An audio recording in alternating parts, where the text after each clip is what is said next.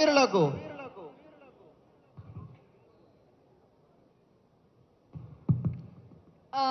ఇక్కడ ఇచ్చేసిన పెద్దలందరికీ నమస్కారం మొదటగా. అండ్ నా తోటి మిత్రులు, నేను పిలవగానే నా ఆహ్వానాన్ని మన్నించి వచ్చిన నాతో పాటు ప్రిపేర్ అయ్యే కాంపిటేటివ్ ఎగ్జామ్స్ ప్రిపేర్ అయ్యే మిత్రులందరికీ నా నమస్కారం. ఫస్ట్గా మనం అందరం జై తెలంగాణ నినాదంతో స్టార్ట్ చేద్దాం. జై తెలంగాణ, జై తెలంగాణ. సో ఇక్కడ విచ్చేసిన అందరూ ఏమంటారు, ఇక్కడ అందరు ఎగ్జామ్స్కి ప్రిపేర్ అయ్యే వాళ్ళే. ప్రతి ఒక్కరికి మనకి కాంగ్రెస్ చేసిన మోసం ఏంటి అనేది ప్రతి ఒక్కరికి తెలుసు. ప్రతి ఒక్కరు ఆ మోసం వల్ల ఇబ్బంది పడ్డ వాళ్ళే ఉన్నారు. సో దానికి సంబంధించి మనం అందరం గ్యాదర్ అయినాం ఈరోజు. దానికి కారణం ఏంటి అంటే, మనకి కాంగ్రెస్ ఇస్తా అన్న హామీలు ఒక్కటైనా నెరవేర్చిందా? ఒక్కటైనా నెరవేర్చిందా కాంగ్రెస్ ఇచ్చిన హామీని? సో దాన్ని మనం ప్రశ్నించాల్సిన అవసరం ఉందా లేదా? ఎవరు ప్రశ్నించాలి? నిరుద్యోగులుగా మోసపోయిన మనమే కదా ప్రశ్నించాల్సింది.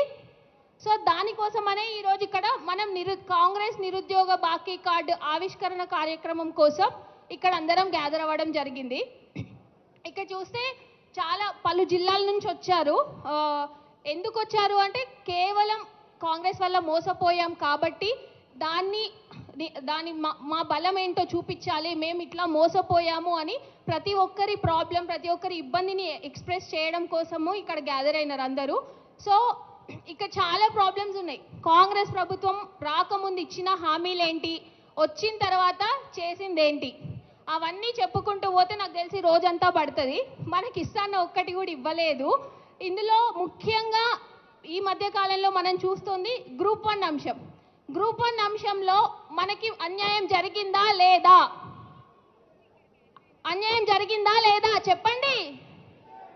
జరిగింది కదా. సరే, గ్రూప్ 2 విషయంలో మనకి ఇస్తా అన్న హామీ ఏంటి గుర్తుందా? ప్రభుత్వం వచ్చాక నోటిఫికేషన్లో వేకెన్సీస్ పెంచి రీనోటిఫికేషన్ ఇస్తా అని చెప్పారు. ఇది గుర్తుందా అందరికీ? కానీ ఇచ్చారా? ఇప్పటి వరకు నియామక పత్రాలు అందజేసిన వాటన్ని నోటిఫికేషన్స్ ఎవరి ప్రభుత్వంలో వచ్చాయి? కాంగ్రెస్ ప్రభుత్వమా?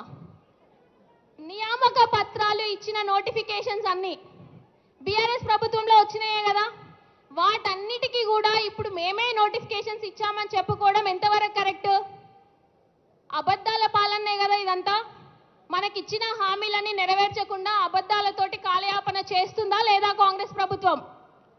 దాన్నంతా మనం ప్రశ్నించాలి కదా. సో దానికోసమే ఇక్కడ కాంగ్రెస్ నిరుద్యోగ బాకీ కార్డు ఆవిష్కరణ కార్యక్రమానికి వచ్చాము. సో నెక్స్ట్ స్పీకర్ మాట్లాడవలసిందిగా కోరుతున్నా.